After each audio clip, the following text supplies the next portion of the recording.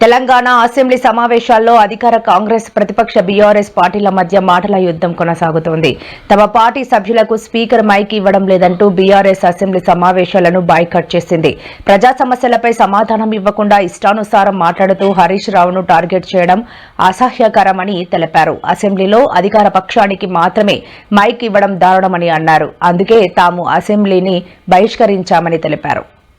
ఇదే మీ రాజ్యం, ఇదే మీ రాజ్యం, ఇదే మీ రాజ్యం, ఇదే మీ రాజ్యం, ఇదే మీ రాజ్యం.